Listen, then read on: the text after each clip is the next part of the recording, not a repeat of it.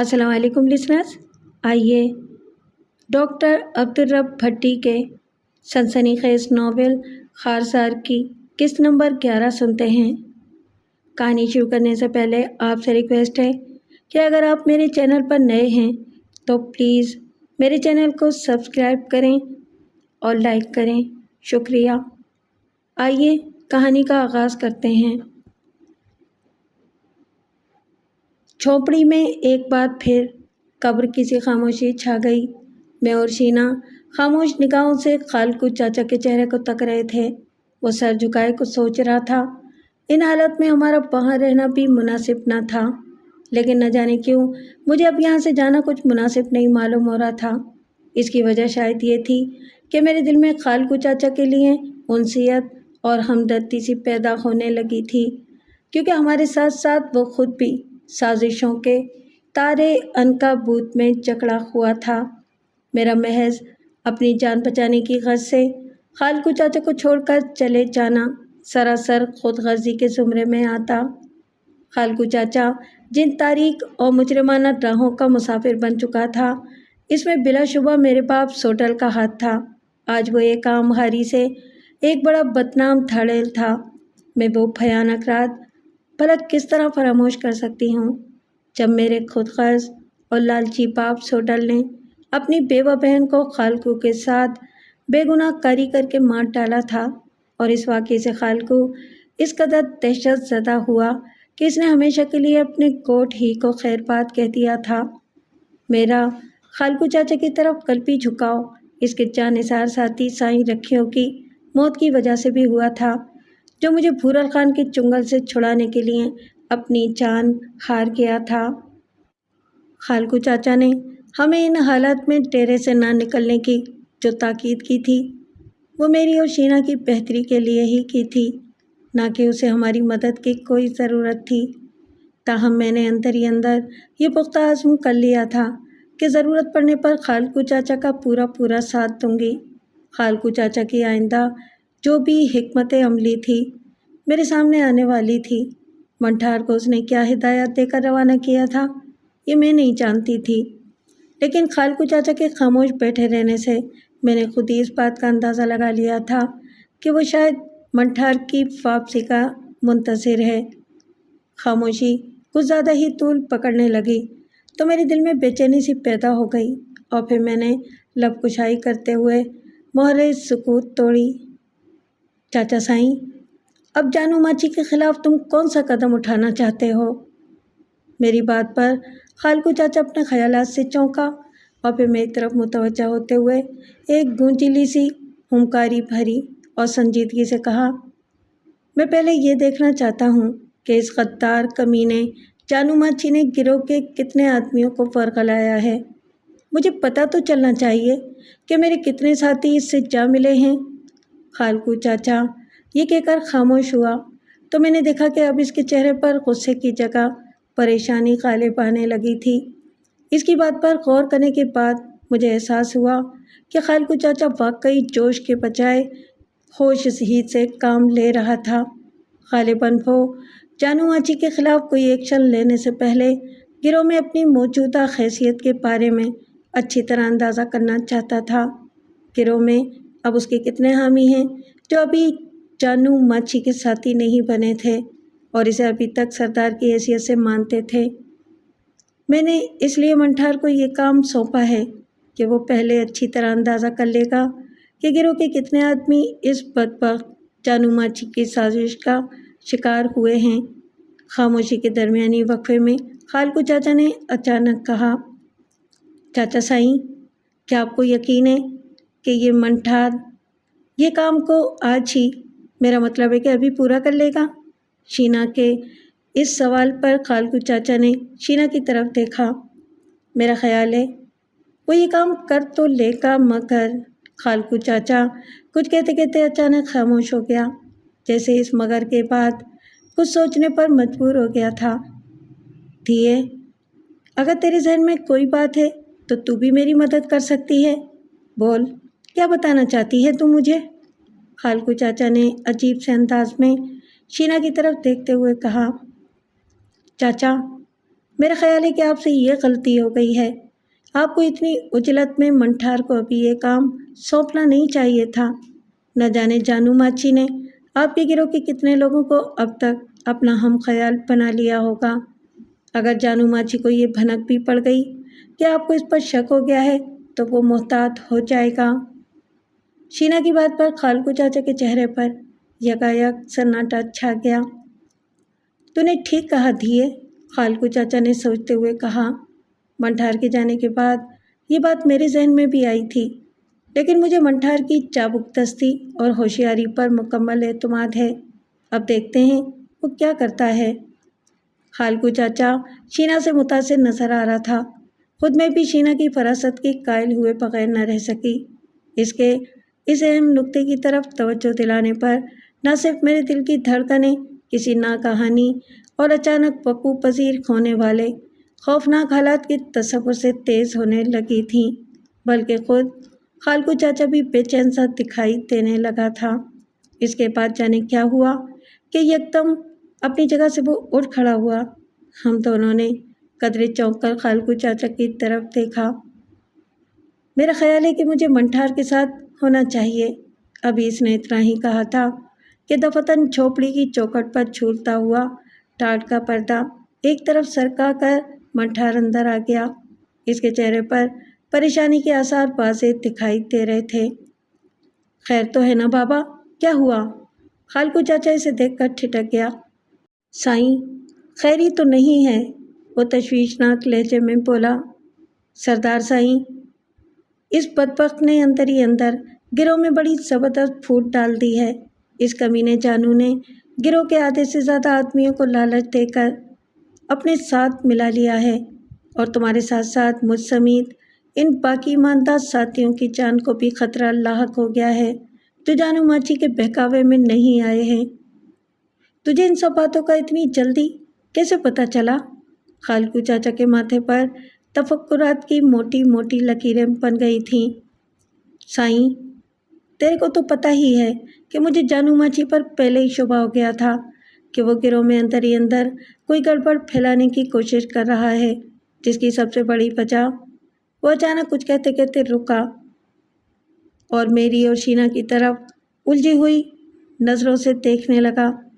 ادھر شاید خالقو چاچا نے اس کی ہچکچاہٹ کا سبب بھانپ لیا تھا، اس لیے فوراً بولا، ارے بابا ادھر آ، یہاں بیٹھ آرام سے اور کھل کر ساری بات آرام سے بتا۔ ان دونوں کی فکر نہ کر تو، یہ دونوں میری دھیوں جیسی ہیں۔ تو جلدی سے بول بابا، وقت تھوڑا ہے میرے پاس۔ خالقو چاچا کے لہجے میں ایک عجیب سا ارتعاش تھا۔ خود میری رگوں میں لہو گرم ہونے لگا تھا اور شینا کی حالت بھی مجھ سے مختلف نہ تھی۔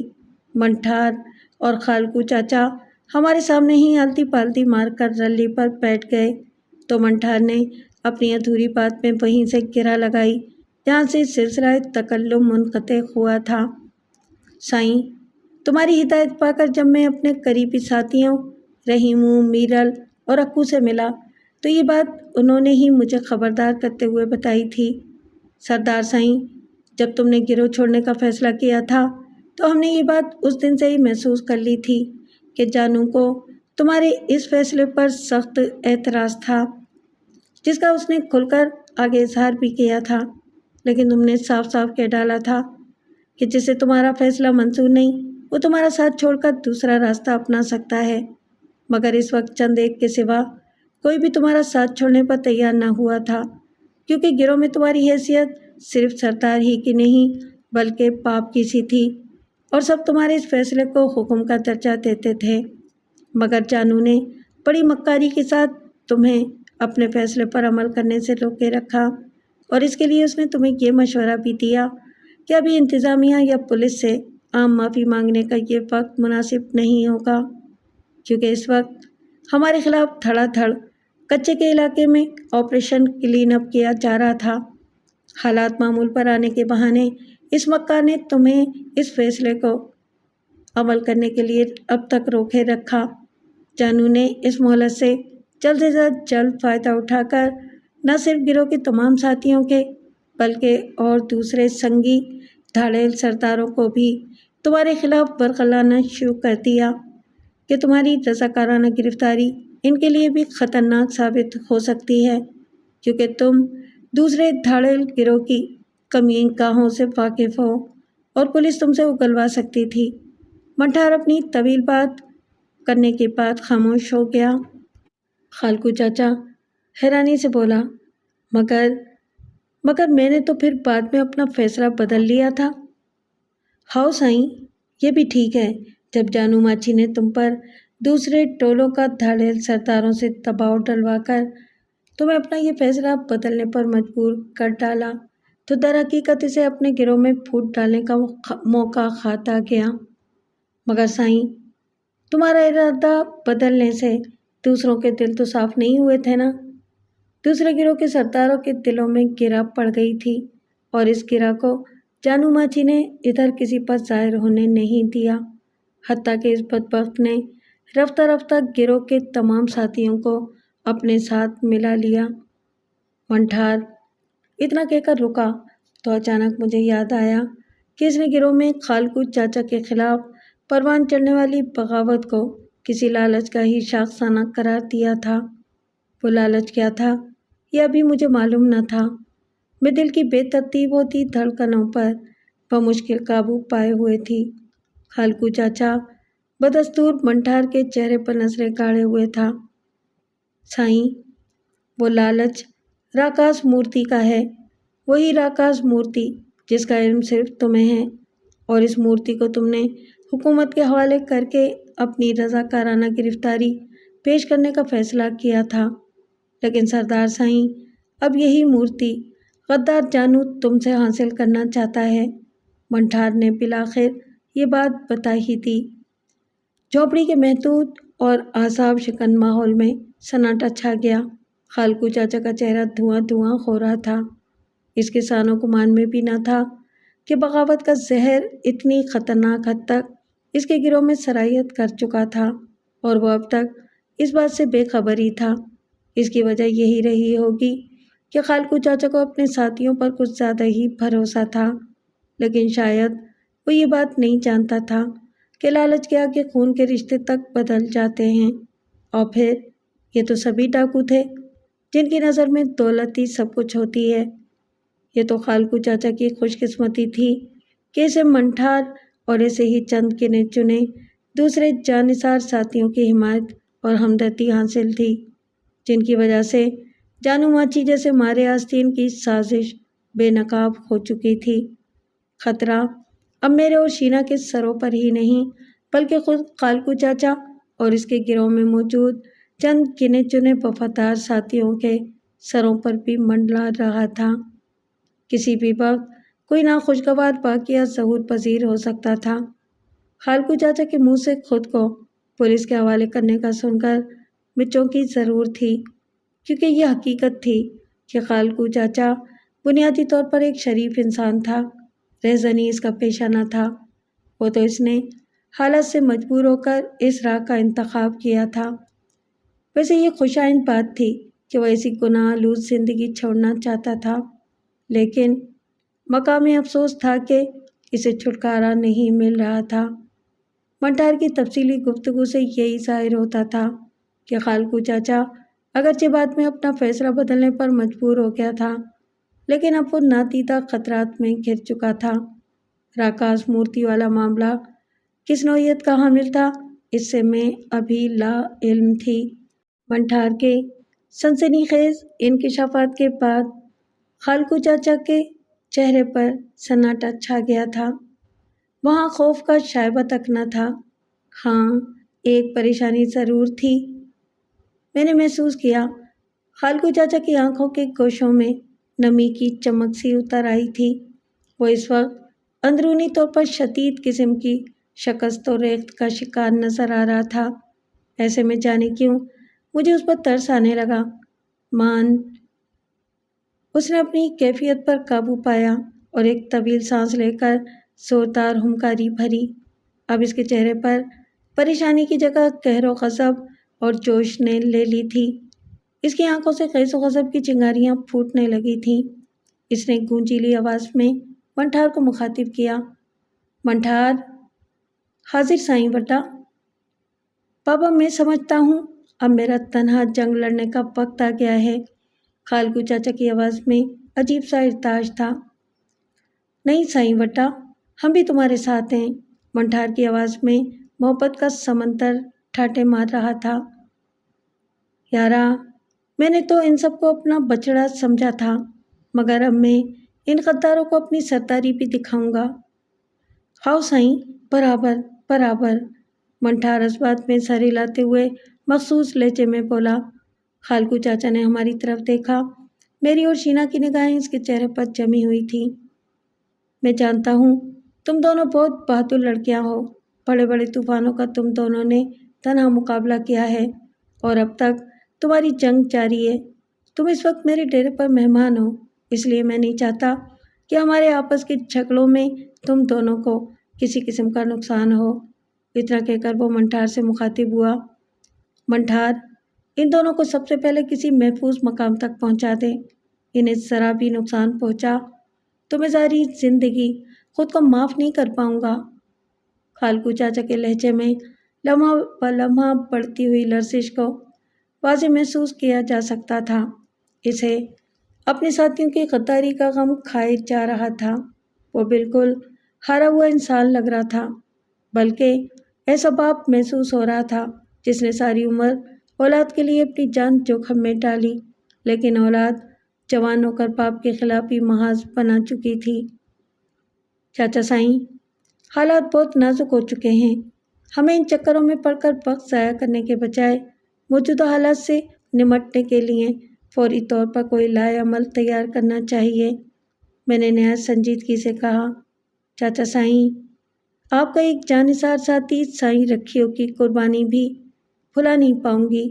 इसने ये कुर्बानी ऐसे ही नहीं दी थी, इसे आपका एहतराम अजीज़ था। इस नाते अब मेरा भी ये फ़र्ज़ बनता है कि मैं सारे वक्त में आपका साथ दूं। हम सब एक ही कश्ती के सवार हैं, तो फिर हमको खुद से जुदा भी ना समझें। मैंने अपनी बात मुकम्मल की तो शीना ने भी पुरजोश लहजे में मेरी बात की तायद करते हुए कहा। कूंजा ठीक कहती है चाचा साईं, आपने आड़े वक्त में हमारी जान बचाई थी। अब हम भी आपके साथ हैं। बल्कि आपको शायद मालूम नहीं कि मैं लाड़काना के TPO इंस्पेक्टर लाल मोहम्मद की भतीजी हूँ। मैं आपकी मदद करना चाहती हूँ। अगर आप इस मुजरिमाना रविश को छोड़ने पर ज़हनी तौर पर तैयार हैं तो इस मामले में मैं भी आपका पूरा साथ दूंगी।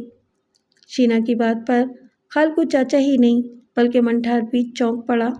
मैंने देखा खालकू चाचा के चेहरे पर हैरत के आसार नुमायां होने लगे थे। अद्दा मंठार, मैंने मंठार को मुखातिब किया। जी अद्दी, उसने गर्दन घुमाकर मुझे देखा। तो मुझे ये बताओ कि इस वक्त गिरोह में हमारे ऐसे कितने आदमी होंगे जो खालकू चाचा पर मुकम्मल एतमाद रखते हैं और हर तरह से हमारा साथ देने पर आमादा हैं। अद्दी, इस कमीने जानू माछी ने यूँ तो तकरीबन सभी लोगों को अपने साथ मिला लिया है, मगर अब भी 10-12 अफराद सरदार साईं पर कट मरने को तैयार हैं। मंठार ने दबे दबे से लहजे में बताया। बस, तो फिर ठीक है।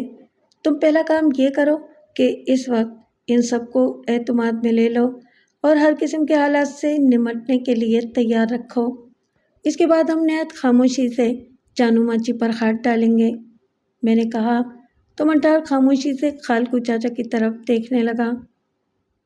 कुंजा ठीक कहती है मंठार, खालकू चाचा ने इसकी तरफ देखकर कहा। तुम ऐसा ही करो और अपने साथियों को सारी बात बताकर इन्हें गद्दारों से निमटने के लिए तैयार करो। हम जब तक आगे का लाएअमल तैयार करते हैं।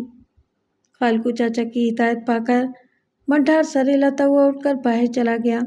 हमें अब अपने गिर्द खतरे और खुरेजी के सिवा कुछ नज़र नहीं आ रहा था। इसके लिए पहला काम ही किसी भी लम्हे उभरने वाली बगावत की इस क्योरिश को रोकना था, जो न जाने कब से गिरोह में अंदर ही अंदर पल रही थी और अब किसी अफरीद के मानिंद बेदार होने वाली थी। मेरे ज़हन में इस अफरीद से निमटने के लिए फौरी तौर पर एक ख्याल कौंधा। लिहाजा मंठार के जाते ही मैंने खालकू चाचा से कहा, चाचा साईं, मेरे ज़हन में इस नाजुक सूरत हाल से निमटने के लिए एक तजवीज़ आई है। ہاں ہاں دھیے، کہو، میں سن رہا ہوں۔ خالقو چاچا نے پرشفیق لہجے میں میری طرف دیکھتے ہوئے کہا۔ چاچا، کیا آپ پہلے مجھے اس راکاش مورتی کے بارے میں کچھ بتانا پسند کریں گے، جس کا لالچ دیتے ہوئے جانو ماچی نے گروہ میں سب سے پہلے آپ کے خلاف بغاوت کا بیج بویا ہے؟ میری بات پر خالقو چاچا کے چہرے پر چند ثانیے گمبھیر خاموشی چھائی رہی، پھر وہ پھیکی سی مسکراہٹ کے ساتھ بتانے لگا۔ میرا ایک دوست ہے بشام چھلگری، وہ بھی سندھ کا بدنام اور خطرناک دھاڑیل ہے۔ وہ ایک بار اینٹی ڈکیت فورس کے اہلکاروں کے نرغے میں آ گیا تھا۔ میں نے اس کی جان بچائی تھی اور اسے پولیس اور رینجرز کے چنگل سے چھڑایا تھا۔ تب سے وہ مجھے اپنا محسن اور دوست سمجھنے لگا تھا۔ اس کا گروہ زیادہ تر تھر کے سرحدی علاقے، جدھر راجستھان کی سرحد ملتی ہے، وہاں ڈاکے ڈالتا ہے، اور اس کی کمی کا بھی وہی ہے۔ ایک روز اس نے مجھے اپنے ہاتھ دعوت دی تھی۔ میں اپنے گروہ کے 15-20 آدمیوں کے ساتھ، جن میں یہ مردود جانو ماچھی بھی شامل تھا، دعوت پر دھاڑیل بشام چھلگری کے صحرائی ڈیرے پر گیا تو اس نے مجھے بتایا کہ راجستھان کے راستے تھر میں میگھواڑ اور کولی قبیلے کے بہت بڑا قافلہ ایک خاص تہوار کے دن ہر سال یہاں زیارت پر آتا ہے، اور دوران زیارت شگون کے طور پر یہ لوگ شادی بیاہ کی رسمیں بھی ادا کرتے ہیں۔ دھاڑیل بشام چھلگری نے میرے ساتھ مل کر قافلے کو لوٹنے کا منصوبہ بنایا تھا۔ چونکہ اس کے گروہ کے آدمی کم تھے یا ان دنوں بیشتر پولیس وغیرہ کی حراست میں تھے، ہم نے مقررہ دن مل کر اس میگھواڑ کولی قبیلے کو لوٹا۔ بہت سا مال و اسباب ہمارے ہاتھ لگا۔ اس میں کولی قبیلے کا ایک مکھ سردار بھاڑو کولی بھی تھا۔ اس کے قبضے سے میرے ہاتھ ایک عجیب و غریب مورتی لگی تھی جو تقریباً 2 فٹ اونچی اور 1 فٹ چوڑی تھی۔ وہ پوری خالص سونے کی تھی اور خاصی وزنی بھی۔ وہ مورتی ایک جھکے جھکے کندھوں والی مم کی تھی اور کھڑی حالت میں تھی۔ اس کی آنکھوں کی جگہ تقریباً 1.5 انچ کتر کے 2 ہیرے چکمگا رہے تھے۔ بلا شبہ یہ مورتی سندھ یا بلوچستان کے بیش بہا نادر خزانے کی حیثیت رکھتی تھی، اور ہم نے جو لاکھوں کی لوٹ مار کی تھی، اس مال و اسباب کی 10 گنا مجموعی قیمت بھی اس ایک مورتی کے برابر نہیں اترتی تھی۔ یہ چونکہ میرے ہاتھ لگی تھی، اس لیے بشام چھلگری نے اسے مجھ سے لینے کا تقاضا بھی نہیں کیا، اور ویسے بھی دھاڑیل بشام چھلگری کے ہاتھ ایک دوسرا ہیرا لگ گیا تھا۔ وہ لالاں تھی، مکھ سردار بھاڑو کولی کی جواں سال اور خوبصورت بیٹی۔ جب دھاڑیل بشام چھلگری نے اس کی عزت خراب کرنے کی کوشش کی تو لالا نے ہاتھ جوڑ دیے اور اسے مرشد سائیں کا واسطہ دیا، مگر چھلگری کو وہ پسند آ گئی تھی۔ پھر میرے مشورے پر چھلگری نے اسے باعزت طور پر اپنی زال بنا لیا۔ اس کے بعد وہ مورتی میں نے ایک محفوظ اور خفیہ جگہ پر ہمیشہ کے لیے چھپا دی۔ درحقیقت میں اپنی اس مجرمانہ زندگی سے پیچھا چھڑانا چاہتا تھا۔ میرے دل میں اچانک ایک خیال آیا تھا، کیونکہ میں نے اندازہ لگا لیا تھا کہ یہ پراسرار اور نادر خزانے کی حامل مورتی ہمارے صوبے کے لیے ایک ثقافتی خزانے کی حیثیت رکھتی ہے۔ اس لیے وہ مورتی میں سرکار کے حوالے کر کے عام معافی کا ارادہ رکھتا تھا، لیکن یہ مورتی میرے لیے منحوس ثابت ہوئی۔ اس کی وجہ سے مجھ پر کئی بار مصیبتیں نازل ہوتی رہیں۔ یہ ایک مم کی مورتی تھی۔ قدیم سندھ کے دور افتادہ جنگلوں علاقوں میں آج بھی لوگ دیومالائی داستانوں میں ایک پراسرار بلا کی حیثیت رکھتی ہے، لہٰذا یوں اب مورتی کا نام راکاش مورتی پڑ گیا، یعنی شیطانی بلا۔ خالقو چاچا اس کی تفصیل بتا کر چپ ہو گیا۔ میں پلکیں جھپکائے ہوئے اس تفصیل کو سن رہی تھی۔ میں نے بڑوں سے سن رکھا تھا، جس کے مطابق یہ مم جو مادہ ہوتی ہے، انسان یعنی مرد کو اٹھا کر کسی تاریک غار میں لے جاتی ہے اور اس کے گھٹنے چاٹ کر اسے عارضی طور پر معذور کر دیتی ہے۔ اس طرح اس کا نر ممیرہ کہلاتا ہے، جو نوجوان عورتوں کو اٹھا کر لے جاتا ہے۔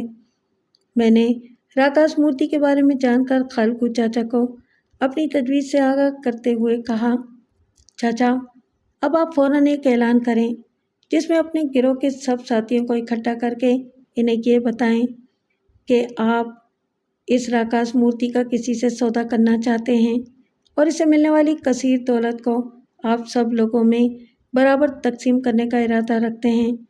اس طرح کم سے کم اتنا تو ہوگا کہ ہمیں سوچنے اور کچھ عمل کرنے کی مہلت مل جائے گی اور کسی بھی لمحے ابھرنے والا بغاوت کا خطرہ بھی سر سے ٹل جائے گا۔ میں خاموش ہوئی تو خالقو چاچا کے پجمردہ چہرے پر پہلی بار بشاشت کے آثار نمودار ہو چکے تھے۔ اس سے ظاہر ہوتا تھا کہ چاچا کو میری یہ تجویز پسند آئی ہے۔ یہ کام تو میں ابھی کرتا ہوں۔ خالقو چاچا جوش میں اور کھڑا ہوا۔ میں نے اسے روکا نہیں، مگر جاتے جاتے اس نے مجھے اور شینا کو چوکس رہنے کی ہدایت دیتے ہوئے کہا، دھیو میں اب ایسا ہی کرتا ہوں۔ میرا خیال ہے کہ اس طرح فی الحال حالات قابو میں رہیں گے، مگر میں پھر بھی منٹھار کو تمہاری حفاظت کے لیے جھوپڑی کے آس پاس رکھوں گا اور تم دونوں بھی باہر نہیں نکلنا۔ خالقو چاچا کی تاکید پر ہم دونوں نے اسبات میں دھیرے سے اپنے اپنے سر ہلا دیے۔ کنجا حالات ہمارے تصور سے بھی بڑھ کر خراب نظر آ رہے ہیں۔ خالقو چاچا کے باہر نکلتے ہی شینا نے متانت سے کہا۔ ہاں، میں نے بے اختیار کندھے جھٹک کر تائید کی۔ تمہارا کیا خیال ہے کہ خالقو چاچا کے اس اعلان کے بعد حالات معمول پر آ جائیں گے؟ کسی نہ کسی حد تک بغاوت کی یہ لہر تو قابو آ ہی جائے گی، لیکن میرا خیال ہے یہ اب اتنا آسان نہیں رہا۔ جواباً شینا نے سرسراتی ہوئی آواز میں کہا۔ خالقو چاچا کا گروہ اندر ہی اندر بڑی زبردست ٹوٹ پھوٹ کا شکار ہو چکا ہے، اور تم یہ کیوں بھول رہی ہو کہ خود ہماری جان بھی داؤ پر لگی ہوئی ہے؟ کیا اس غدار جانو ماچھی کے لیے یہ ایک تیر سے دو شکار کھیلنے کا موقع نہیں؟ خالقو چاچا کے ساتھ ہم دونوں کا پتہ بھی صاف کر سکتا ہے۔ بہرحال ہمیں اس خوریزی کو روکنا ہے اور اپنی جانوں کا بھی تحفظ کرنا ہے۔ آپ کا کیا خیال ہے؟ کیا ہم خاموشی کے ساتھ یہاں سے نکل چلیں؟ نہیں، یہ تو ویسے بھی مناسب نہ ہوگا، لیکن پتہ نہیں کیوں کنجا میرا دل بڑا بے چین سا ہو رہا ہے۔ حالات کسی بھی لمحے بھیانک رخ اختیار کرنے والے ہیں۔ تمہارے ذہن میں کوئی لائعمل ہو تو بتاؤ باجی۔ میرا تو ذہن معاف سا ہو رہا ہے۔ میرے لہجے میں ایک وحشت در آئی تھی۔ میری بھی کچھ سمجھ میں نہیں آ رہا سوائے اس کے کہ آنے والے وقت کا انتظار کیا جائے۔ شینا نے گہری سانس لی۔ یہ تو ایسا ہی ہے جیسے ہم خاط پر خاط دھرے اپنی موت کا انتظار کریں۔ ٹھیک اسی وقت ہمیں باہر سے شور سنائی دیا۔ میرا دل یک بارگی زور سے دھڑکا۔ شینا بھی ٹھٹک گئی۔ پھر اگلے ہی لمحے باہر چیخوں کی آوازیں ابھریں، جیسے کئی لوگ ایک دوسرے سے دست و گریباں ہوں۔ اس کے ساتھ ہی کئی رائفلیں ایک ساتھ گرجیں۔ میں اور شینا دھک سے رہ گئے۔ جھونپڑی کا محدود ماحول خوف کی وجہ سے بوجھل ہو گیا تھا۔ میرا خیال ہے وہی ہوا جس کا ڈر تھا، میں نے کانپتی ہوئی آواز میں کہا اور فوراً گریبان میں ہاتھ ڈال کر ٹوٹو پستول نکال لیا۔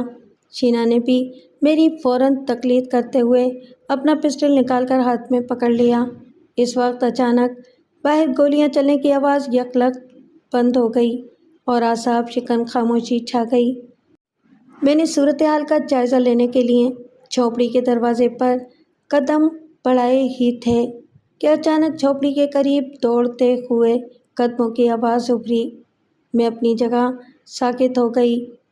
اگلے ہی لمحے جھونپڑی کے دروازے پر جھولتے ہوئے ٹارٹ کو بری طرح کھینچ کر کچھ رائفل بردار اندر آ گئے۔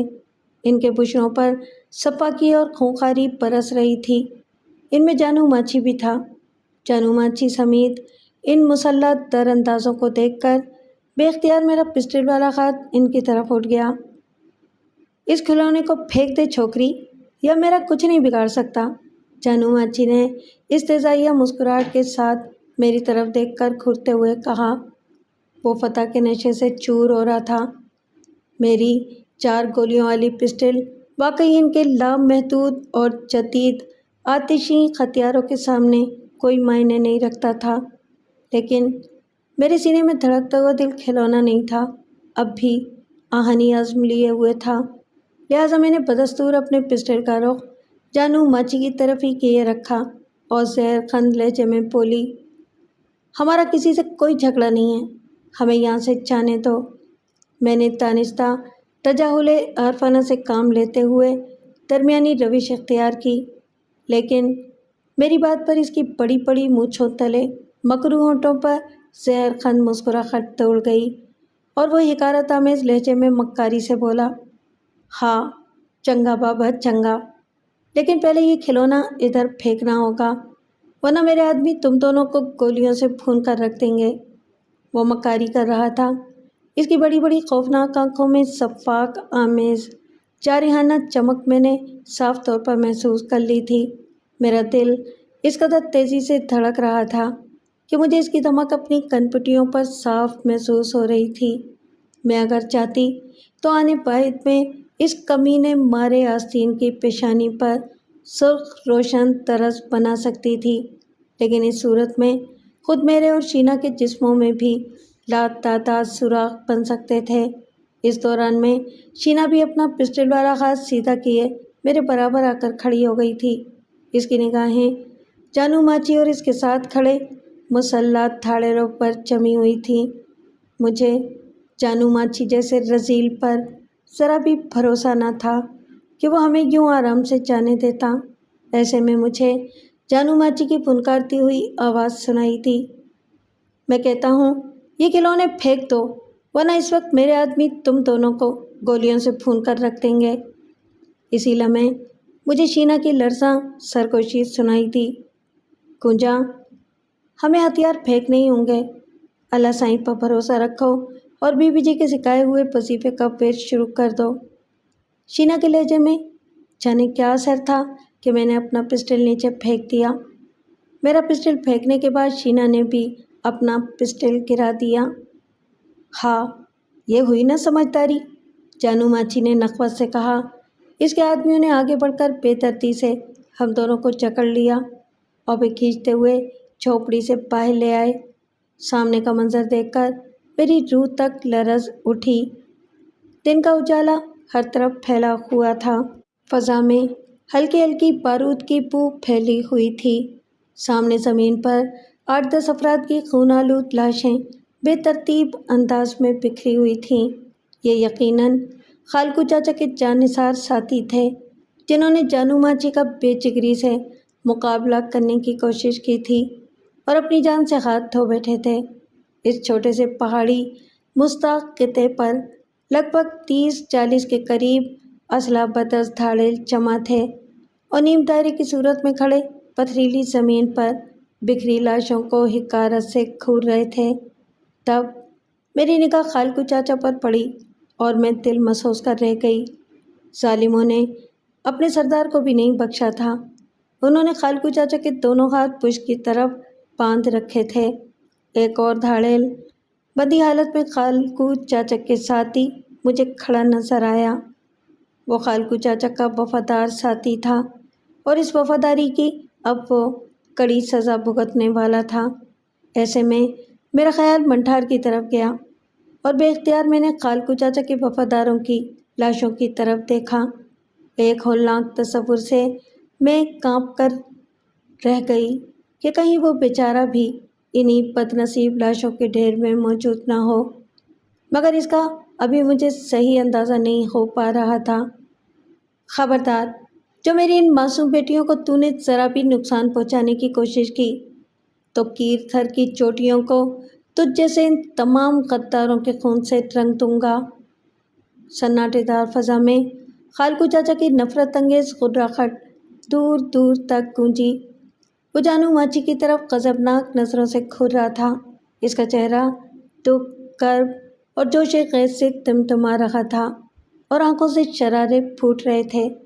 جواباً جانو ماچی کے مکروہ چہرے پر نخوت آمیز مسکراہٹ ابھری اور وہ بڑے آرام سے اپنی جگہ مسرور کھڑا دعوت دلانے والے انداز میں خالقو چاچا کی طرف ایسی نظروں سے تکے جا رہا تھا جیسے اس کی ہیئت قضائی سے حز اٹھا رہا ہو، مگر پھر دوسرے لمحے اس کے چہرے کے تاثرات یکدم بدلے اور وہ بے نیازانہ چال چلتا ہوا خالقو چاچا کے سامنے جا کھڑا ہوا اور اس کی آنکھوں میں آنکھیں ڈال کر قہرناک لہجے میں بابا سے بلند بولا، تیری سرداری کا سورج اب ان پہاڑوں کی چوٹیوں کے پیچھے غروب ہو چکا ہے۔ خالقو دھاڑیل، اب تیرا نہیں، یہاں میرا حکم چلے گا۔ آخ تھو! خالقو چاچا کا ایک غدار کے لیے اتنا ہی جواب کافی تھا۔ اپنے اندر کے سلگتے ہوئے الاؤ کی غضبناکی کا اظہار اس نے جانو ماچی کے چہرے پر تھوک کر کیا تھا۔ ماحول میں یکدم سناٹے دار خاموشی چھا گئی۔ جانو ماچی کی آنکھوں میں جیسے لات تعداد کبوتر ذبح ہو گئے اور ان کے خون سے روح تک کو لرزا دینے والی وحشتیں اس کی پھٹی ہوئی آنکھوں سے مترشح ہونے لگیں۔ خالقو چاچا کے عقب میں کھڑے جانو ماچی کا ایک زر خرید غلام کو اپنے سابقہ سردار کی یہ حرکت ناگوار گزری تو اس نے پیچھے سے ہی ایک لات زور سے خالقو چاچا کی کمر پر رسید کر ڈالی۔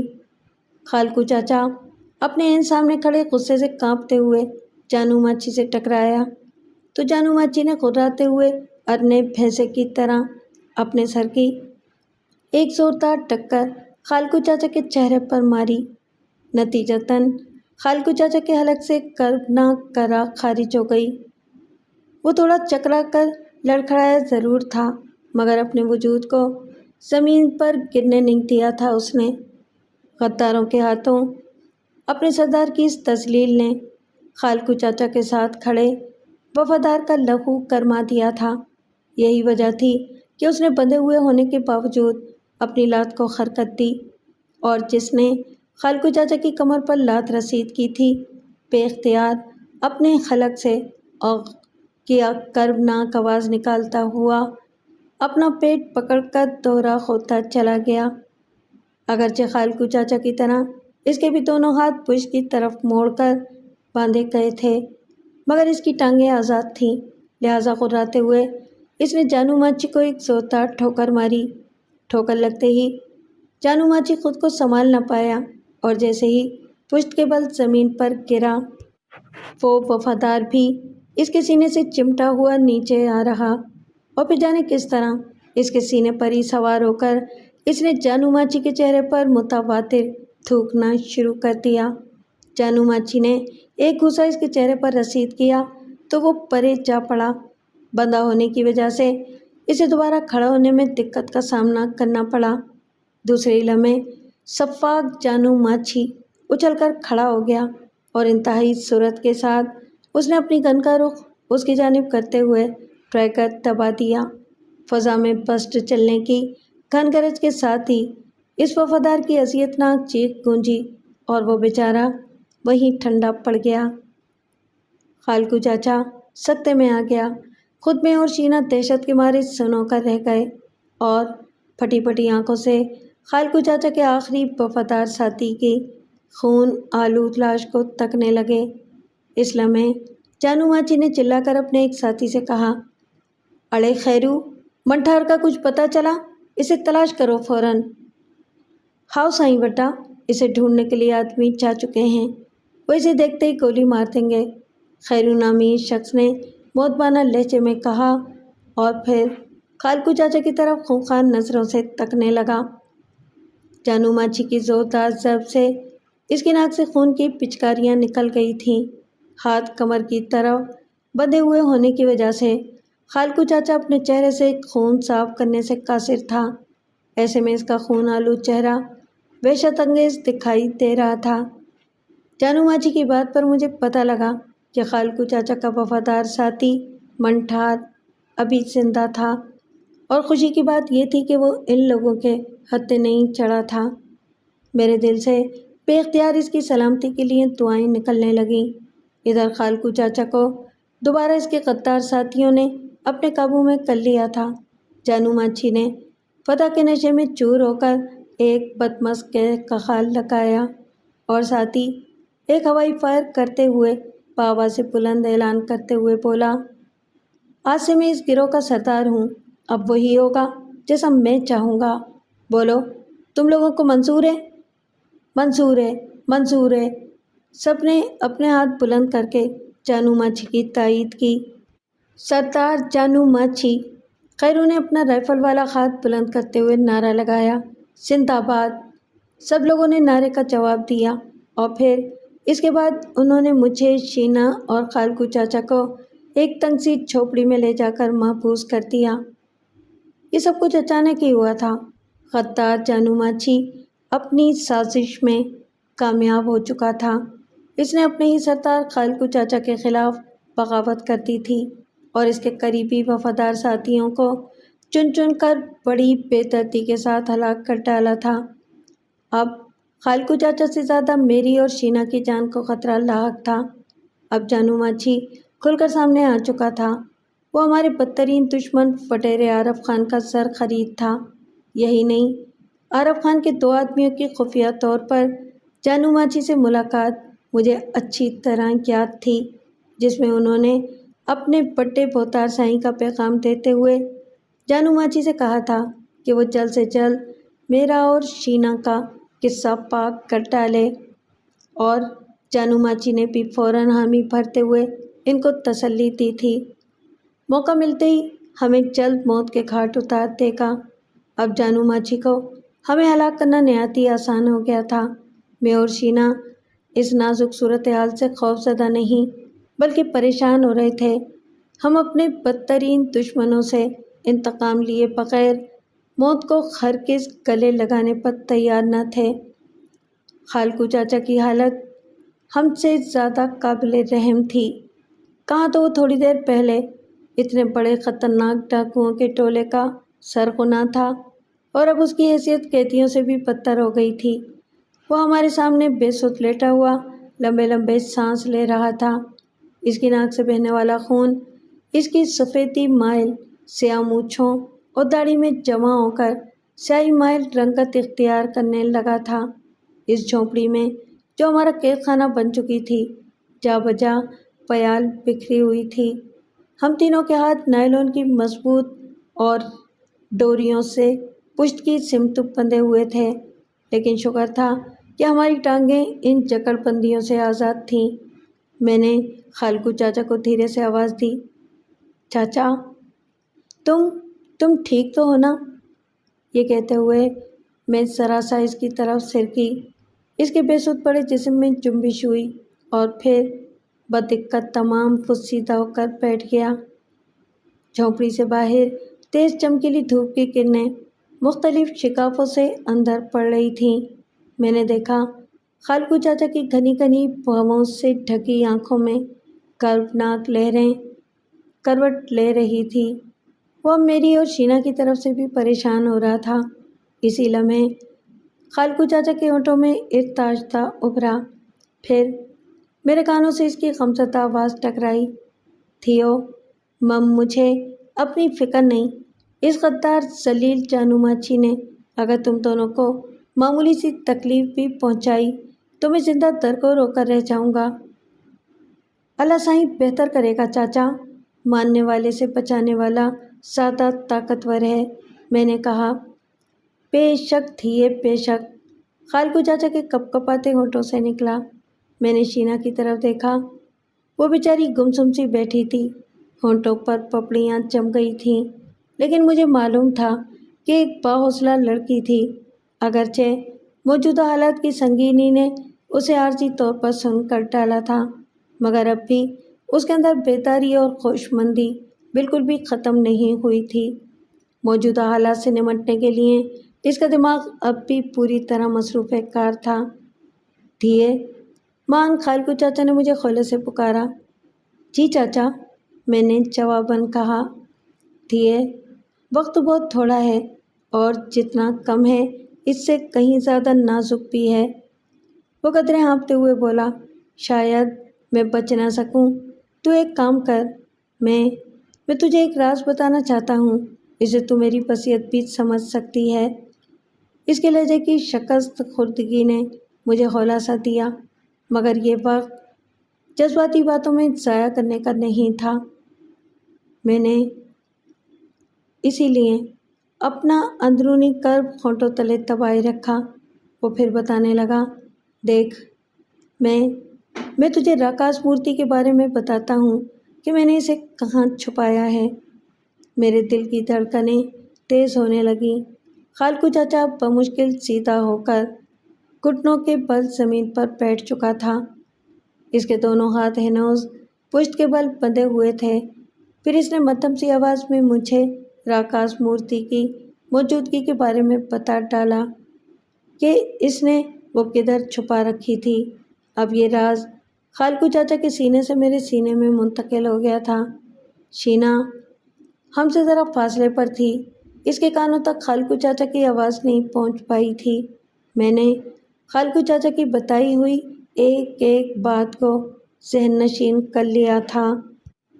تھیے، اس راز سے تجھے آگاہ کرنے کا میرا ایک ہی مقصد ہے کہ اگر مجھے کچھ ہو جائے تو وہ تیری ملکیت ہوگی۔ اس میں کوئی شک نہیں کہ وہ مورتی ہمارے ملک، ہماری دھرتی کا ثقافتی ورثہ ہے۔ اب یہ تیری مرضی ہوگی کہ تو اس مورتی کو اپنے پاس رکھے یا سرکار کے حوالے کر دے۔ اتنا کہہ کر خالکو چاچا خاموش ہو گیا۔ اس کا ٹوٹا پھوٹا لہجہ سن کر میرے دل میں ایک ہونک سی اٹھی۔ ایسا لگتا تھا جیسے اسے اپنے انجام کا پہلے ہی اندازہ ہو گیا ہو۔ مگر خالکو چاچا، کیا ایسا نہیں ہو سکتا کہ ہم اس مورتی کو جانو ماچی کے حوالے کر دیں اور اس کے بدلے میں وہ ہماری جان بخشی کر دے؟ ایک بار اس کے چنگل سے آزاد ہونے کے بعد ہم دوبارہ نئی پلاننگ کر کے اس سے وہ مورتی چھین سکتے ہیں۔ میری یہ تجویز سن کر خالکو چاچا کے ہونٹوں پر پھیکی سی مسکراہٹ پھیل گئی۔ تھیے، جانو ماچی کی آنکھوں پر اس وقت لالچ کی پٹی بندھی ہوئی ہے۔ مجھے تو ابھی تک یقین نہیں آتا کہ وہ مجھ سے یوں غداری بھی کر سکتا ہے، مگر میں سمجھتا ہوں شاید یہ بھی اس منحوس راکاش مورتی کی وجہ سے ہوا ہے۔ وہ چونکہ ہماری ملکیت نہیں ہے، اس لیے کوئی بھی اسے حاصل کرے گا تو وہ میری طرح مصیبتوں کا شکار ہوتا رہے گا۔ جانو ماچی سے کسی بھی صورت بھلائی کی توقع نہیں رکھی جا سکتی۔ اگر ہم نے اسے مورتی کے بارے میں بتا بھی دیا تو پھر اس کا ہم تینوں کو ٹھکانے لگانے کا کام اور آسان ہو جائے گا۔ اسی لیے میں اب اس کے ساتھ ایک چال چلنا چاہتا ہوں۔ بے شک اس کے لیے تم دونوں کو بھی ذرا ہمت اور حوصلے سے کام لینا ہوگا۔ ابھی خالکو چاچا نے اپنی بات ختم کی ہی تھی کہ اچانک جھونپڑی کے دروازے پر بہت سے قدموں کی آواز ابھری اور میں تیزی سے ذرا پرے سرک کر بیٹھ گئی۔ جھونپڑی کے اندر 4 دھاڑیل داخل ہوئے اور خونخوار نظروں سے ہم تینوں کو گھورتے رہنے کے بعد ہماری بغلوں میں ہاتھ ڈال کر بے دردی سے کھینچتے ہوئے باہر لے آئے۔ سیدھا کھڑا ہونے کے بعد ہم خود اپنے پیروں پر چلنے لگے تھے۔ وہ چاروں ہمیں لیے ایک نسبتاً بڑی جھونپڑی میں آ گئے۔ یہاں فرش پر پیال کے ساتھ رلیاں اور ایک طرف بڑا سا تکیہ بھی دھرا تھا، جسے کونی ٹکائے نیم تراز انداز میں بیٹھا جانو ماچی نخوت سے ہماری طرف گھور رہا تھا۔ اس کے گرد نیم دائرے میں 5 ساتھی دھاڑیل بھی بیٹھے تھے۔ ان کے سامنے جدید ساخت کے ہتھیار رکھے ہوئے تھے۔ ہمیں اس کے سامنے ہی ذرا فاصلے پر ایک ساتھ کھڑا کر دیا گیا۔ میرا حلق خشک ہو رہا تھا اور ایسا لگتا تھا جیسے حلق میں کانٹے اگائے ہوں۔ انجانے خدشات سے میرا دل و دماغ جھنجھنا رہا تھا۔ نہ جانے خالکو چاچا کیا چال چلنے والا تھا۔ اس نے ہمیں اپنے منصوبے کی تفصیلات نہیں بتائی تھیں، لیکن فی الوقت تو ہم تینوں جانو ماچی کے رحم و کرم پر تھے۔ کسی بھی لمحے وہ ہماری موت کے احکامات صادر کر سکتا تھا۔ ہاں بابا، جانو ماچی نے ایک گہری ہمکاری بھرنے کے بعد انتہائی حقارت سے خالکو چاچا کی طرف دیکھ کر کہا، اور اس کے ساتھ ہی اپنے سامنے پڑا ہوا خوفناک نال والا ایک پستول ہاتھ میں لے لیا۔ اب مجھے شرافت سے اس راکاش مورتی کے بارے میں بتا، تو نے اسے کہاں چھپا رکھا ہے؟ مگر جھوٹ بولنے سے پہلے اتنا سوچ لینا کہ تیری بوڑھی آنکھوں کو ادھر ہی کھڑے کھڑے ایسا لرزہ خیز منظر دکھا دوں گا کہ تو اندھا ہو جائے گا۔ یہ کہتے ہوئے اس رذیل نے خبیثانہ نظروں سے میری اور شینا کی طرف گھور کر دیکھا، اور میں اس کی گھورتی ہوئی آنکھوں میں حبیثناک چمک دیکھ کر سرتاپا لرز گئی۔ خالکو چاچا کے چہرے پر ابلتے ہوئے لاوے کی سی کیفیت ابھری تھی اور وہ برماتی ہوئی نظروں سے جانو ماچی کو دیکھ رہا تھا۔ بابا، مجھے جلدی جواب چاہیے، پول کیا کہتا ہے؟ جانو ماچی نے خالکو چاچا کی ابلتی کیفیت کو خاطر میں لائے بغیر اس سے دریافت کیا۔ مجھے بھی اس منوس مورتی سے کوئی دلچسپی نہیں ہے، مگر جواباً خالکو چاچا نے کہتے ہوئے دانستہ اپنا جملہ ادھورا چھوڑا۔ ہاؤ بابا، پول مگر کیا؟ جانو ماچی قدرے سیدھا ہو کر بولا۔ تجھے پہلے میری ان دونوں مہمانوں کو آزاد کرنا ہوگا، خالکو چاچا نے قدرے گونجدار آواز میں جانو ماچی سے کہا تو جانو ماچی کو یکایک جیسے بچھو نے ڈنک مارا ہو، وہ صورت کے ساتھ اپنی جگہ سے اٹھا اور خالکو چاچا کے بالکل قریب آ کر اپنے ہاتھ میں پکڑے ہوئے پستول کی خوفناک نال اس کی گردن میں چبھو کر غراتے ہوئے بولا، تیرے کو ادھر اپنی بات منوانے کو نہیں لائے ہیں بابا، جو میں پوچھ رہا ہوں وہ بتاتا ہے یا نہیں؟ میں نے کہا نا، پہلے ان دونوں کو یہاں سے جانے دے، خالکو چاچا نے بھی مضبوط لہجے میں اسے جواب دیتے ہوئے کہا تو جانو ماچی چند ثانیے دزدیدہ نظروں سے خالکو چاچا کی آنکھوں میں گھورتا رہا، پھر اس کے بعد وہ چند قدم پیچھے ہٹ کر اپنے ساتھیوں سے مخاطب ہو کر بولا، اڑے بابا، اس بڈھے کا دماغ تو ذرا درست کرو۔ اس کے کہنے کی دیر تھی کہ نیم دائرے کی صورت میں بیٹھے ہوئے اس کے پانچوں ساتھی دھاڑیل اپنی آنکھوں میں خونخوار چمک لیے فوراً اپنی جگہ سے اٹھ کھڑے ہوئے، شاید اپنے نئے سردار سائیں کا اشارہ بھانپ چکے تھے، لہٰذا ان میں سے دو افراد نے آگے بڑھ کر مجھے اور شینا کو بے رحمی سے اپنی طرف گھسیٹا تو خالکو چاچا کے حلق سے غضبناک دھاڑ برآمد ہو گئی۔ وہ جانو ماچی کو للکارتے ہوئے بولا، جانو، تو خود کو بہت بڑے جنجال میں ڈال رہا ہے، مگر جانو ماچی نے خالکو چاچا کی بات سنی انسنی کرتے ہوئے ان دونوں کی طرف دیکھ کر غصے سے کرایا جنہوں نے مجھے اور شینا کو اپنے شکنجے میں دبوچ رکھا تھا۔ اڑے نامرادو، تم رک کیوں گئے؟ کیا بھنگ چڑھا لی ہے تم دونوں نے؟ ذرا اس بڈھے کی ان دونوں مہمانوں کی مہمانداری تو کر کے دکھاؤ۔ اس کے کہنے کی دیر تھی کہ اس کے دونوں شیطانی چیلوں کے جسموں میں خطرناک جنبش ابھری اور پھر ان دونوں نے میرے اور شینا کے گریبانوں کو چاک کرنے کے لیے اپنے ہاتھ بڑھائے ہی تھے کہ خالکو چاچا کی پھٹی پھٹی آواز ابھری، رک جاؤ، میں بتاتا ہوں۔ میں نے خالکو چاچا کی بے بسی کو صاف محسوس کیا تھا۔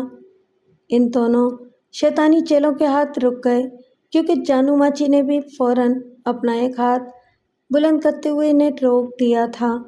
اب وہ خالکو دھاڑیل سے کچھ سننے کا منتظر تھا۔ دیکھ جانو، میں سچ کہتا ہوں، مجھے اب اس منوس مورتی میں ذرا بھی دلچسپی نہیں رہی ہے۔ میں نے اسے ایک ایسی جگہ چھپا دیا جس کے بارے میں میری مجبوری یہ ہے کہ میں اس جگہ کے بارے میں تمہیں اشاروں میں نہیں سمجھا سکتا۔ اگر میں نے تمہیں لفظوں میں اس مورتی کے ٹھکانے کے بارے میں بتایا بھی تو اسے تلاش کرنے میں تمہیں خاصی دشواری کا سامنا کرنا پڑے گا، خالکو چاچا نے اس بار معتدل لہجے میں جانو ماچی سے کہا۔ پھر جانو ماچی سے اپنی بھانپتی ہوئی تیز نظروں سے گھورتے ہوئے بولا، پھر یہ کہ اگر تم مجھے اپنے ساتھ وہاں لے چلو تو یہ کام آسان ہو سکتا ہے، اگرچہ مجھے بھی وہ مقام تلاش کرنے میں ذرا مشکل پیش آئے گی، لیکن مجھے امید ہے کہ میں اسے تلاش کر ہی لوں گا۔ خالکو چاچا نے اپنی بات مکمل کی تو میں نے دزدیدہ نظروں سے جانو ماچی کے چہرے کی طرف دیکھ کر یہ اندازہ لگانے کی کوشش کی کہ اس بات کا اس پر کیا اثر ہوا ہے۔ میرے ذہن میں خالکو چاچا کی بات ہنوز تازہ تھی جو ابھی تھوڑی دیر پہلے اس نے مجھے راکاس مورتی کے ٹھکانے کے بارے میں بتاتے ہوئے کہی تھی کہ وہ جانو ماچی کے ساتھ ایک چال چلنے کی کوشش کرے گا، اس طرح شاید اس کے شکنجے سے آزاد ہونے کے لیے کوئی کوشش کرنا چاہتا تھا۔ باہر طور میں نے دیکھا خالکو چاچا کی بات پر جانو ماچی کے چہرے پر الجھن آمیز تاثرات ابھر آئے، پھر وہ کھرکھراتی ہوئی آواز میں بولا، ٹھیک ہے، مگر تجھے پہلے یہ بتانا پڑے گا کہ اس مورتی کو تو نے کس علاقے میں چھپا رکھا ہے۔ ہاں، مجھے یہ بتانے میں کوئی اعتراض نہیں۔ اگر تم لوگ خود تلاش کرنے کی کوشش کرو تو تمہاری مرضی۔ وہ مورتی میں نے کندکوٹ اور کشمور کے ایک نیم صحرائی علاقے میں چھپائی ہے۔ وہاں ایک مرحوم سردار حاجی خدا بخش خان پھلپوٹو کا ایک بہت پرانا کوٹ ہے۔ وہ کافی سالوں سے غیر آباد ہے، اب وہ ویران ہو چکا ہے۔ اس کی سال خردہ دیواروں کی سنگی بنیادوں میں ایک جگہ میں نے اس راکاس مورتی کو 5 فٹ گہرا گڑھا کھود کر دفن کر ڈالا تھا۔ خالقو چاچا اتنا بتا کر خاموش ہو گیا تو مجھے حیرت کا ایک شدید جھٹکا لگا اور میں سوچنے لگی کہ کیا خالقو چاچا واقعی اس راکاس مورتی کو جانو ماچی جیسے کمینے اور غدار سفاک انسان کے حوالے کرنا چاہتا ہے۔ خالقو چاچا نے اس مورتی کے مدفن کے بارے میں جانو ماچی کو آگاہ کرتے ہوئے ذرا بھی غلط بیانی یا جھوٹ سے کام نہیں لیا تھا، کیونکہ خالقو چاچا نے مجھے بھی راکاس مورتی کے مدفن کے بارے میں یہی اشارے دیے تھے۔ میرا ذہن الجھ کر رہ گیا تھا۔ پتہ نہیں خالقو چاچا جانو ماچی کے ساتھ کیسی چال چلنا چاہ رہا تھا۔ مجھے خوف تھا کہ جیسے ہی وہ مورتی جانو ماچی کے ہاتھ لگ گئی تو ہم تینوں کو موت کے گھاٹ اتارنے میں وہ لمحے بھر کی بھی تاخیر نہیں کرے گا۔ اس مورتی کا راز جب تک پوشیدہ رہتا ہم تینوں کی جانوں کی ضمانت سمجھا جاتا۔ جانو ماچی نے خالقو چاچا کی گفتگو کو بڑے غور سے سنا تھا اور اس کے بشرے سے یہ بات اب ظاہر ہونے لگی تھی کہ اسے خالقو چاچا کی بات پر اعتبار آ رہا تھا۔ خالقو چاچا جانو ماچی سے جس قسم کی مہلت حاصل کرنا چاہ رہا تھا اس کی بہرحال اب امید پیدا ہو گئی تھی۔ ٹھیک ہے، پھر تیرے کو آج ہی ہمارے ساتھ کندکوٹ چلنا ہوگا۔ ذرا دیر پرسوچ خاموشی کے بعد جانو ماچی نے خالقو چاچا کی طرف دیکھ کر کہا، مجھے منظور ہے، مگر میری ایک شرط ہے۔ جواباً خالقو چاچا نے اس سے کہا تو ایک بار پھر ہتے سے اکھڑ گیا اور خالقو چاچا کی طرف شعلہ بار نظروں سے گھورتے ہوئے جھٹکے دار لہجے میں بولا، اڑے بابا، میں نے کہا نا تیرے کو، تو اس وقت ہماری قید میں ہے اور تیری یہ دونوں خوبصورت مہمان بھی ہمارے ہی رحم و کرم پر ہیں۔ تو نے صرف ہماری بات ماننی ہے، اپنی نہیں منوانی، سمجھا بابا؟ ہر دفعہ میرا متھا کیوں کھپاتا ہے تو؟ جانو، بھلے ہم مجرم صحیح، مگر ہمارے بھی آپس کے کچھ اصول ہیں۔ ہمارا معاملہ ہمارے درمیان رہنے دے، ان دونوں کو باعزت یہاں سے جانے دے۔ خالقو چاچا کی بات پر جانو ماچی نے پہلے تو سنی انسنی کی اور پھر ایک بدمز کے کہا فضا میں اگلتے ہوئے حقارت سے بولا، ارے تو واقعی سٹیا گیا ہے بڈھے، بھلا ہمارے بھی کوئی اصول ہوتے ہیں، بس اب یہ ضد چھوڑ دے۔ ہاں، اتنا وعدہ ضرور کرتا ہوں کہ جب تک تو ہمارے ساتھ اسی طرح تعاون کرتا رہے گا ان دونوں کو بھی کچھ نہیں ہوگا۔ جانو ماچی کا اشارہ میرے اور شینا باجی کی طرف تھا۔ اس کے بعد ہمیں دوبارہ واپس اسی جھونپڑی میں لا کر محبوس کر دیا گیا۔ جھونپڑی کے باہر 3 مسلح دھاڑے چوکس کھڑے تھے اور ہمیں سختی سے کہا گیا تھا کہ ہم وہاں سے فرار ہونے کی کوشش نہ کریں۔ حکم عدولی کی صورت میں ہمیں بے دریغ گولی مار دی جائے گی۔ شینا اور میں دیوار کے قریب ہی ایک ساتھ پیال پر بیٹھے ہوئے تھے اور ہمارے سامنے خالقو چاچا موجود تھا۔ اس کے چہرے پر گمبھیر خاموشی طاری تھی۔ وہ جانو ماچی کے خلاف اپنی خفیہ چال کے پہلے مرحلے میں کامیاب ہو چکا تھا اور اب اس مہلت سے فائدہ اٹھانے کی اصل منصوبہ بندی پر غور کر رہا تھا۔ اگرچہ خالقو چاچا نے اس راکاس مورتی کو منوس کا لقب دے رکھا تھا، لیکن مجھے وہ مورتی اپنی نجات دہندہ ہی محسوس ہو رہی تھی۔ اگر اس راکاس مورتی والا پراسرار معاملہ ہمارے اور اس جانو ماچی کے درمیان نہ ہوتا تو وہ کب کا ہم تینوں کو موت کے گھاٹ اتار چکا ہوتا۔ اب حالات کی خطرناکی قدرے قابو میں تھی۔ نہ صرف یہ بلکہ ہمیں کچھ کرنے کے لیے ذرا مہلت بھی مل چکی تھی، لیکن میری سمجھ میں یہ بات نہیں آ رہی تھی کہ ہم بندی حالت میں بھلا اس مہلت سے کس طرح فائدہ اٹھا سکتے ہیں؟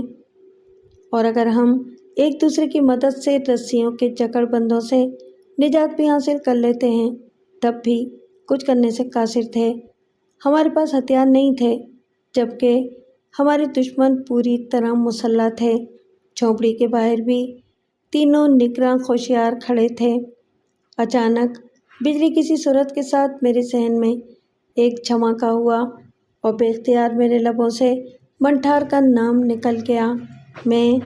میرے قریب بیٹھی شینا بھی چونک کر میری طرف دیکھنے لگی جبکہ خالقو چاچا کے چہرے پر ہلکی سی مسکراہٹ اٹھ کر آئی تھی۔ اس نے کہا، پتہ نہیں منٹھار کس حال میں اور کدھر ہوگا، خدا کرے وہ ان کے ہاتھ نہ لگا ہو۔ لیکن مجھے یقین ہے، خالقو چاچا نے کہا، کہ وہ آرام سے نہیں بیٹھا ہوگا۔ اس کی روپوشی میں بزدلی کا دخل نہیں ہے۔ وہ اب بھی کیتھر کی انہی چٹانی وادیوں میں کہیں روپوش ہوگا اور موقع پاتے ہی ہمیں ان غداروں کے شکنجے سے چھڑانے کی کوشش بھی کرے گا۔ خالقو چاچا اتنا کہہ کر خاموش ہوا تو مجھے اپنے اندر بھی ایک جوش کی لہر دوڑتی محسوس ہونے لگی۔ اسی وقت شینا کی سرسراتی سرگوشی ابھری۔ وہ بھلا بیچارہ اکیلا کیا کرے گا؟ جانو ماچی ایک مکار اور ہوشیار شخص ہے۔ منٹھار کی روپوشی اسے بھی کھٹک رہی ہوگی۔ اس نے اپنے دھاڑیلوں کو اس غریب کے پیچھے لگایا ہوا ہے۔ وہ اسے تلاش کرتے پھر رہے ہوں گے۔ منٹھار کو خود اپنی جان کے لالے پڑے ہوئے ہیں۔ وہ بھلا ہماری کیا مدد کرے گا؟ میں اور خالقو چاچا خاموشی سے اس کی طرف دیکھنے لگے۔ شینا نے صاف گوئی سے کہا، حالات کا تقاضا یہی ہے کہ ہمیں خود بھی کچھ سوچنا اور عمل کرنا پڑے گا، ورنہ جانو ماچی مخالف حالات کی بو پاتے ہی انہیں بڑی ہوشیاری سے اپنے حق میں کر لینے کی زبردست صلاحیت رکھتا ہے، جس کی ایک جھلک ہم ملاحظہ کر چکے ہیں۔ اس نے اپنی بات مکمل کر کے چپ سادھ لی۔ ایسے میں جبکہ خالقو چاچا نے اس راکاس مورتی کے مدفن کے بارے میں بھی جانو ماچی کو تقریباً آگاہ کر ڈالا تھا اور شینا کے خدشات کے مطابق جانو ماچی سے کوئی بعید نہیں تھا کہ وہ بے دریغ ہمیں فنا کے گھاٹ اتار دے، لہٰذا اس تناظر میں نے بھی شینا کی تائید میں خالقو سے کہا، چاچا شینا باجی کی بات درست ہے۔ ایسے میں جبکہ آپ نے بھی جانو ماچی کو راکاس مورتی کے دفینے کے بارے میں درست نشاندہی کر ڈالی ہے، اگر اب اس کی حکمت عملی تبدیل ہو گئی تو وہ ہمیں ناقابل تلافی نقصان پہنچا سکتا ہے۔ میری اور شینا کی مدلل گفتگو نے ایک لمحے کے لیے خالقو چاچا کو بھی متفکر سا کر دیا اور وہ پریشان سا نظر آنے لگا۔ اس کے چہرے پر خاموشی سی چھا گئی۔ صورتحال مزید نازک اور پرخطر ہو گئی تھی۔ میرے مشاہدے کے مطابق خالقو چاچا فطرتاً ایک نرم مزاج شخص تھا اور اس کی اس نرم خوئی نے اس کے گروہ میں جانے کب سے اندر ہی اندر سلگنے والی آتشی بغاوت کو اور بھی قوت دی تھی۔ وہ اپنے نائب جانو ماچی کی سازش کو بھانپ نہ سکا، جس کے نتیجے میں اب وہ ایک قیدی کی صورت میں ہمارے سامنے تھا۔ ایک ایک لمحہ ہم پر پہاڑ بن کر گزر رہا تھا۔ ہم موت کی انجانی دستک کو اپنی شیرک پر محسوس کر رہے تھے۔ اچانک کہیں دور پہاڑیوں میں گولیاں چلنے کی تڑتڑاہٹ ابھری اور ہماری سماعتیں جیسے چٹک کر رہ گئیں۔ اگلے ہی لمحے جیسے باہر بھگدڑ سی مچ گئی۔ ہم بری طرح چونک گئے۔ باہر بھگدڑ کے ساتھ اب کئی افراد کی چیخ چیخ کر بولنے کی بھی آوازیں ابھر رہی تھیں۔ ان میں جانو ماچی کی پاردار آواز نمایاں تھی۔ وہ گلا پھاڑ پھاڑ کر اپنے ساتھیوں کو جوابی کارروائی سے متعلق ہدایات دے رہا تھا۔ باہر قیامت کا شور ہو رہا تھا۔ یوں لگتا تھا جیسے ڈیرے پر کسی گروہ نے حملہ کر دیا ہو۔ فائرنگ کی آوازیں اب لمحہ بلمحہ قریب ہوتی جا رہی تھیں۔ جس تواتر سے گولیاں برسائی جا رہی تھیں، ان سے اندازہ ہوتا تھا کہ دو مخالف گروہ ایک دوسرے کو زیر کرنے کے لیے خطرناک اور جدید ساخت کا اسلحہ استعمال کرنے لگے ہیں۔ ہمارے دل سینوں میں زور زور سے دھڑ دھڑانے لگے۔